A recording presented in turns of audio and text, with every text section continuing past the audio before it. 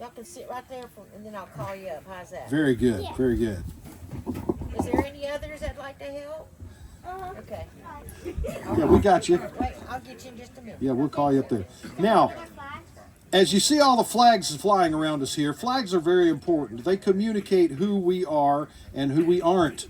And the flags were important to know where to go during the war between the states. But let's talk about a little bit about the flags of the Confederate States of America.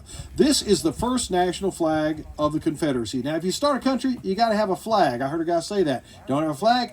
You're not a country. So they had this. This is the first national flag of the Confederacy. They wanted it to reflect the heritage of the United States. So it's got the blue field up in the corner. That field is actually called the Union on all flags. Even a Confederate flag has a Union. You got the Union there, and then the fly end, which is the end down there. So you have the blue field with the stars and the red and white stripes, signifying our heritage from the United States flag. But there is a problem with this flag. All right, come right up here.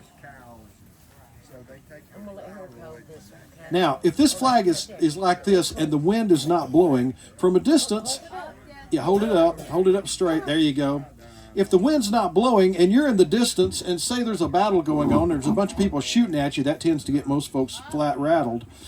You see a flag with red and white and some blue in the corner. You can't tell if it's us or US, as you see that United States flag that Kathy's holding up there. So that was a problem with this flag, with misidentification. So the Confederate government did what all governments do. Yes, they formed a committee to study the problem.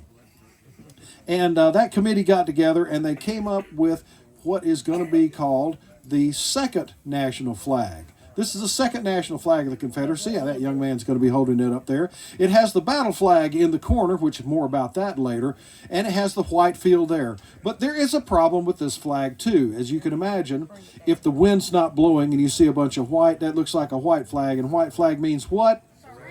Well, we're not ready to surrender just yet. See if it got tangled like that. So they formed that committee again, and they got together and they had some more committee meetings, and then they finally came up with maybe a solution to the problem, which is this one, the third national flag of the Confederacy. Oh, one thing about the second national flag, it's sometimes called the stainless banner, and it's also referred to as the Stonewall flag, because the second national's first official act was draping the casket of Confederate General Stonewall Jackson.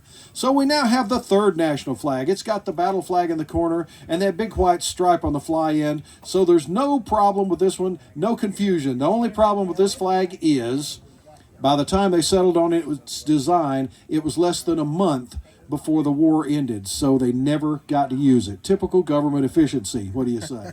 It's up there. That's right. There's one. That's the second national, I think. Yeah, that's the second national up there. So battle flags were very important. They were very important to know where you're going on the battlefield. They didn't have the radios and contrivances we have today. The troops would march shoulder to shoulder in formation, Napoleonic tactics, and they would have a battle flag similar to this with their company's name on it, and also later on the battles that they'd been in. The flags they would have in a company were usually much larger than this. This is a 3x3. Some of those would be as big as 52 by 52. Now, where you would see the square flags like this one is mostly in the Army of Northern Virginia, which would be, of course, the Eastern Theater. And they would have battle flags of roughly the square shape as that one. But now Kathy has another one that she's going to show us right now. This is a rectangular flag. Now, this one, they wouldn't quite be as long as this one, but in the Army of Tennessee, you would have a rectangular battle flag kind of like this. She's getting hers. She's there we go. Playing with pointy sticks. Where you'd see a rectangular flag would be in the Army of Northern Virginia, Army of Tennessee, which was the Western Theater. But where you would see a long flag like this is primarily on a ship. This is properly known as a Confederate Navy Jack. Now, I'm a landlubber, so I had to find out a jack is flown from the bow of a ship when they are in harbor. So when some of those Confederate raiders, like the Shenandoah or the Alabama, were out on the high seas, when they're underway, they would fly the Second National, which is their national flag.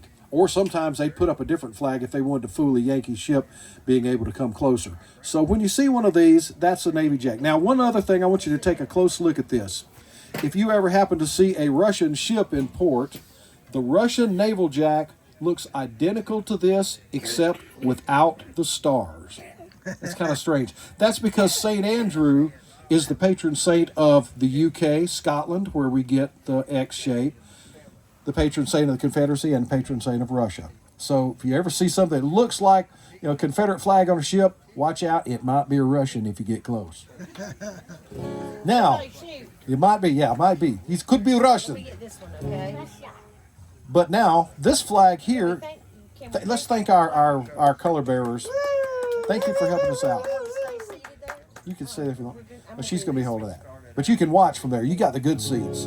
Now, where in the world, what in the world is this flag? You might see one around here. I see one on a cap over there. This is called the Bonnie Blue flag. Well, what's the official flag? Not the Dallas. It's not the Dallas Cowboys, if you're wondering that. That's not what it is. But before the war between the states in the year of 1810, the Republic of West Florida, never heard of them, have you?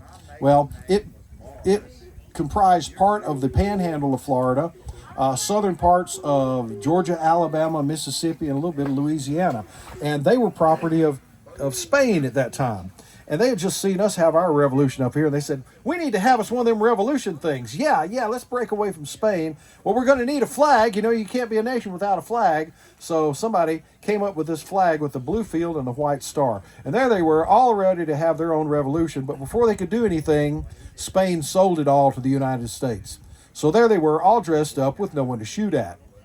But they still had this nice flag, and so as a tradition, you still see it there. If you drive around Interstate 10, you'll see it at the rest areas on there. They'll have it there. But before the war began, when the secession fervor was coming around, some people grabbed this Bonnie Blue flag and they used it at their secession parties. Oh yeah. Yes, I'll need to see them woids. That's what them Yankees call it, the woids. There we go. Got it. There we go. And there was a fellow named Harry McCarthy who was known as the Arkansas comedian. He traveled around the circuit. He was at this town. They were having a secession party. He goes, hey, what's that flag up there? He said, that's the Bonnie Blue flag. Being a songwriter, he said, I ought to write a song about that. And he wrote a song about it called, interestingly enough, the Bonnie Blue flag. Sometimes history does make sense. So what this does, it was very popular at the time. The chorus goes, hurrah, hurrah, for Southern rights, hurrah, hurrah for the Bonnie Blue flag that bears a single star. Now, Kathy, my dear, are we going to do all the verses this morning? I don't know. Yeah, I think we should. The verses tell roughly the order that the states seceded. There's some that's off a little bit, but hey, as a songwriter, you got to change stuff around. But now you know the chorus. When we join in, we want you to hear you go the hurrah, hurrah. But we also want to do something for your home state. So when we mention your home state, go hurrah.